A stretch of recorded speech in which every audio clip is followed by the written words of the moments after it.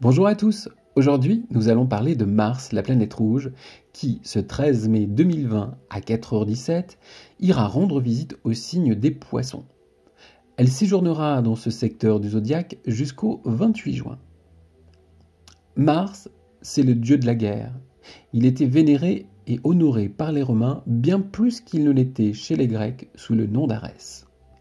Mars, pour eux, c'était le signe de la victoire et de la conquête. En astrologie, Mars la bouillante est le symbole d'énergie, de combativité, d'impulsivité, de stratégie et de lutte. Elle amène autant à construire qu'à détruire. Elle est aussi représentative de l'urgence et amène à gérer les imprévus et les états de crise. Force créative, elle tend à aller chercher au fond de nous les ressources dont nous avons besoin pour faire face à une situation donnée. Lors de son passage, elle active, elle amplifie, elle déclenche un événement en lien avec la planète qu'elle transite, qu'elle côtoie, ou du signe qu'elle parcourt. Dans le tarot, elle trouve incarnation dans la lame de l'empereur, ainsi que du chariot, ou encore de la maison de Dieu. Toutes trois représentent différents états de la planète Mars. De même, dans l'oracle de Béline, elle peut être symbolisée par la carte de l'ennemi, du feu ou encore de l'accident. Lorsque l'astre de feu pénètre dans les eaux profondes des poissons, c'est l'ébullition. Les émotions sont plus intenses, plus vives, plus pénétrantes, plus intérieures. Sous tension, l'environnement est alors vécu avec plus de force. L'inconnu peut être source d'inquiétude, tout comme d'une vive curiosité. Les relations ou les interactions avec les autres sont ici encore parfois étouffées par les eaux du poisson.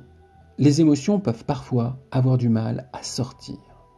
Dans ce signe, Mars conseille donc de travailler sur ce que nous ressentons, sur ce qu'il y a au plus profond de nous. Elle invite à puiser dans notre être intérieur les énergies et les outils qui nous permettront de sortir de nous-mêmes. Mais comment Mars va vous influencer sur les prochaines semaines? Si vous êtes natif des Poissons, ou si ce signe est très fort dans votre thème, alors vous serez peut-être à fleur de peau. Peut-être serait-il intéressant pour vous de travailler et de réfléchir à ce qu'il vous convient réellement. Si vous êtes Cancer ou Scorpion, la planète rouge viendra stimuler votre créativité et votre intuition. Elle vous obligera à sortir des sentiers battus et de votre petit confort. Elle vous confrontera à nouveau à votre réalité. Né sous le signe du Taureau, de la Vierge ou du Capricorne, Mars vous poussera à vous ouvrir sur l'extérieur. Elle vous incitera à vous faire violence. Elle vous permettra de vous réapproprier votre vie sociale ou relationnelle, et ce, même si cela vous demande un certain effort.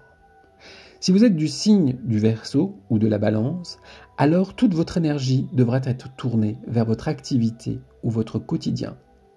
Mars vous invitera à aller au-delà de vos capacités réelles. Vous devrez vous dépasser. Ce n'est que dans ce dépassement que des solutions intéressantes jailliront. Pour vous, Bélier, l'astre vous amènera à prendre réellement conscience de votre énergie et donc de votre potentiel.